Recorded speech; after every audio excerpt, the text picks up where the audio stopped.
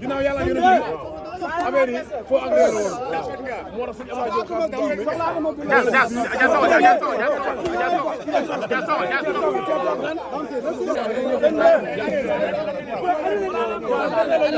Abdoulaye Diop xam Sansal ma adversaire jox ma kii yaa amoon na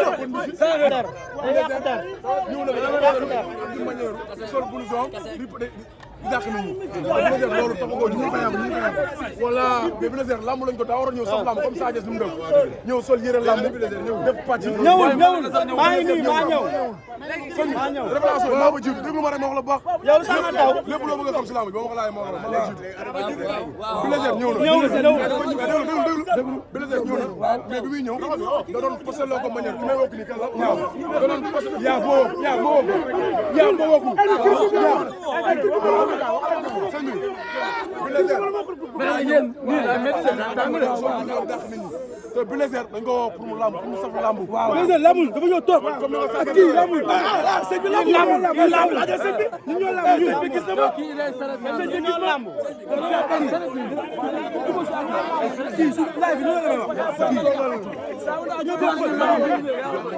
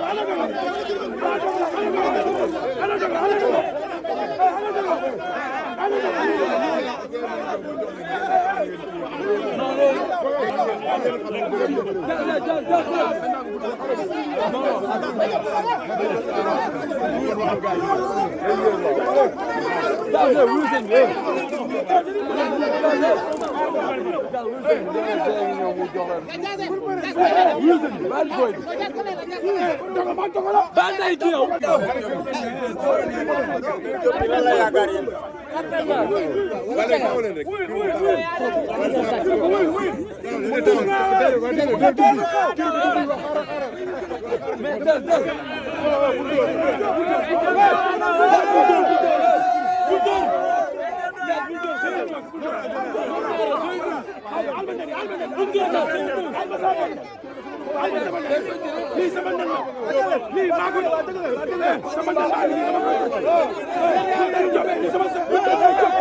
la lii sama kalañ la samay kalañ yi jom yi samay kalañ la wa toog leen jom bi toog samay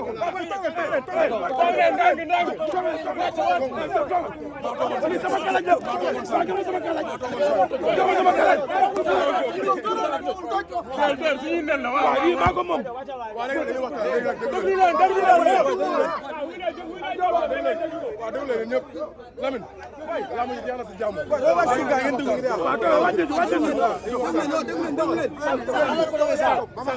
dooma tiim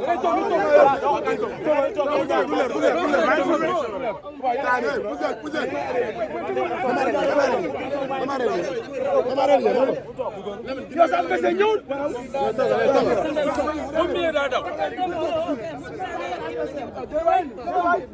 ginnaaw yàlla yéen a affaire yi foo agréé woon moo tax suñu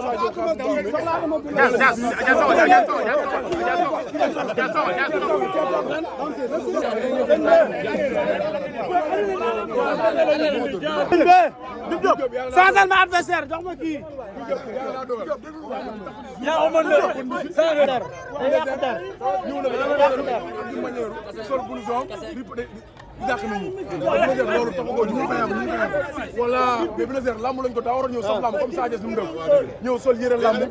def pàcc ñëwul maa ngi nii maa ñëw révélation maa ko jiitu déglu ma rek ma wax la baax yow sax nga daw lépp loo bëgg a xam si lamb bi ba ma ko laajee ma wax la man la jiitu Bulldozer ñëw na Bulldozer ñëw na mais bi muy ñëw da doon posé loo ko manière ki may wokk ni kan la da doon posé yaa boo wokku mais yéen nii la médecin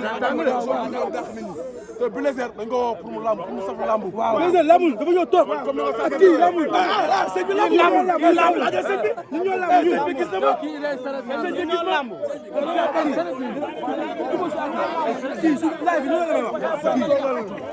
ñoo bokk